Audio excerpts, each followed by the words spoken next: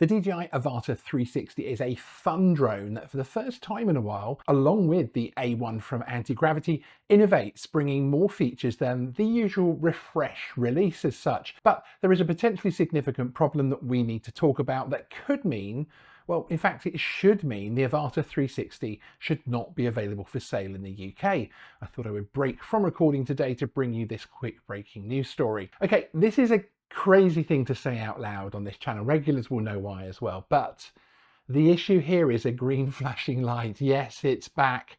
The topic that I love to hate and gives me nightmares has this time a sting in the tail. A long investigation short, the Avata 360 displays a UK1 label, giving pilots access to the A1 airspace in the UK. However, the drone does not comply to a pretty straightforward part of the standards. Under the legislation covering new drone releases, UK1 drones must have a green flashing light that can be activated at night. Remember, this is a straight product standard, so it's not something that you can decide isn't needed because you do not fly your drone at night or a manufacturer decides to release a daytime only drone. It still needs the flashing light as part of the design and manufacture to be compliant. So under the legislation, the DJI Avata 360 should not be offered for sale in the UK, which is what happens when it's not compliant. Unlike the smaller mini drones, which display a C0 label and the manufacturer can essentially declare the product is compliant, manufacturers need to get an approval from what is called a conformity assessment body, or CAB. These third-party approved bodies verify that drones like UK1, etc., that they actually meet the required technical standard. As class markings are new and in a bit of a transition of sorts in the UK, the CAA as the MSA accept EU approvals and will do so until 2028, when the UK approved CABs will be in place. This is also where we might see, and it's in my opinion what probably should happen really, is a measured approach by the CAA as Market Surveillance Authority to find a solution. It is likely the CAA will want to work with manufacturers where they can, especially when everything's so new. However, in terms of what could happen and actually should happen under UK law, the issue should be investigated and action taken to make the product compliant or withdrawn from sale.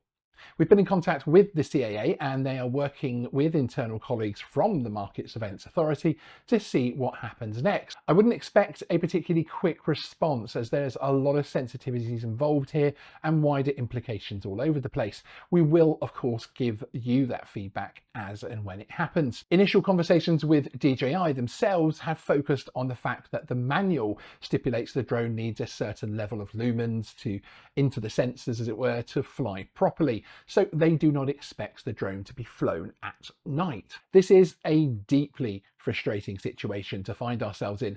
I feel this is partly a symptom of the rules changing so many times, especially around class marking, but also the issue with the UK developing a mirrored but yet warped version of the EU drone rules. Throw the fun of Brexit in the middle of all that and we have a mix of confusion and interpretation where the legislation in place seems almost impossible to follow through on at this stage.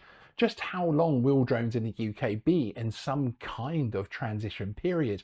The CAA should and hopefully will move quickly because we are talking about a product standard that consumers should be able to rely on. My personal advice in terms of what you should do is continue to fly your Avata 360 and follow the previous advice on green lights by adding a small strobe to the drone when flying at night. This doesn't solve the issue in terms of product standards, but it ensures you as a pilot are covered somewhat. Certainly for now, you should continue to trust that UK1 label until you are told otherwise by the MSA, CAA, through a formal means, so something like a safety notice or actually something coming even from DJI, who knows. But certainly keep flying, keep using it as a UK1 drone. You have the full rights as a consumer who've bought that product to do so until something formal happens, which hopefully, as I say, will actually be a resolution rather than something in terms of enforcement.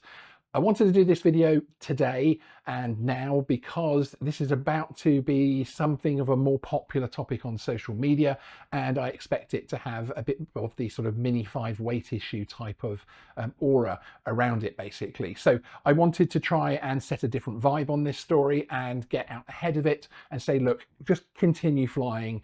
Yes, there is some legislation there which looks particularly tricky, but it's none of our responsibility as pilots to sort all that out. We just follow the rules and the standards that are set in place for us. There will be a follow-up video to this live with Graham for us to discuss updates on the story and the wider implications of those updates. So if you're new here, hit the subscribe button to get more updates. Sean out.